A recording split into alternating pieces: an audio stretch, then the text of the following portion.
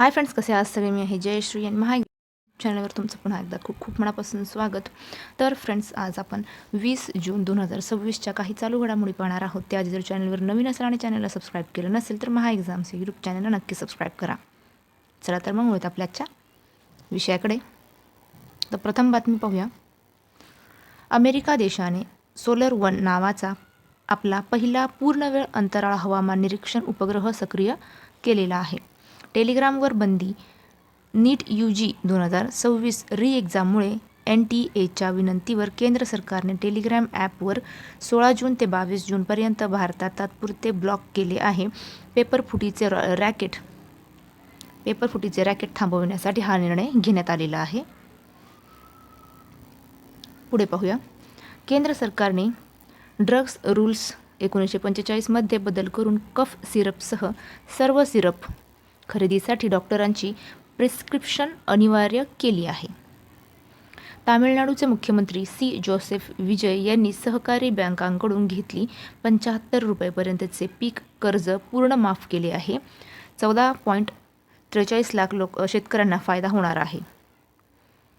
त्रिपुरा राज्य निवडणूक आयोगाला TTAADC अंतर्गत गाव समितीच्या निवडणुका 27 सप्टेंबर 2026 रोजी एकाच टप्प्यात घेण्याचे आदेश दिलेले आहे.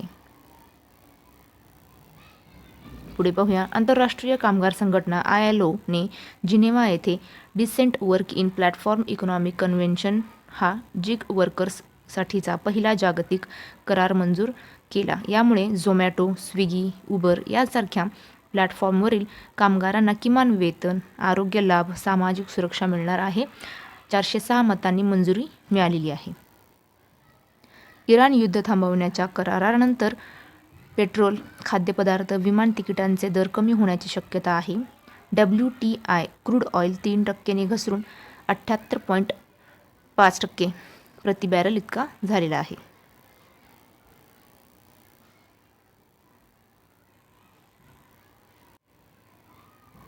पुढे पाहूया. ऑलिम्पिक विजेता नीरज चोप्रा दोहा डायमंड लीगमध्ये सहभागी होणार आहे.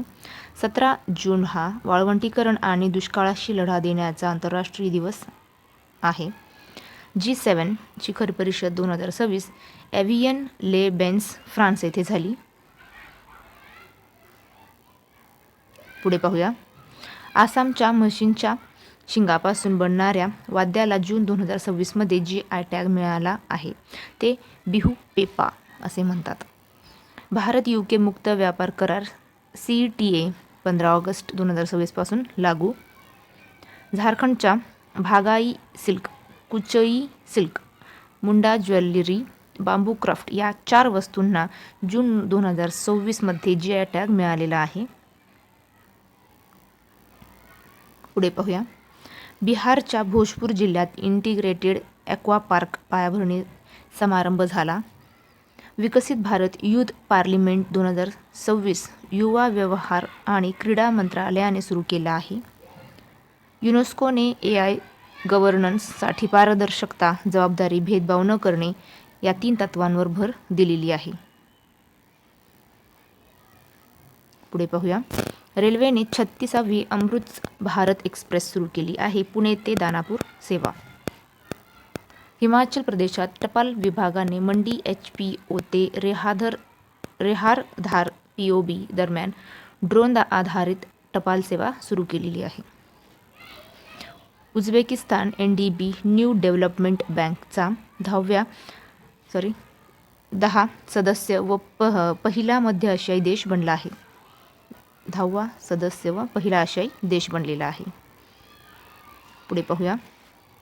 18 जून रोजी US अध्यक्ष डोनाल्ड ट्रम्प व इराणचे अध्यक्ष मसूद पेझेशकियन यांनी 4 महिन्यांचे युद्ध संपविण्यासाठी सामंजस्य करारावर स्वाक्षरी केली. स्ट्रेट ऑफ हॉर्मुझ पुन्हा सुरू होणार.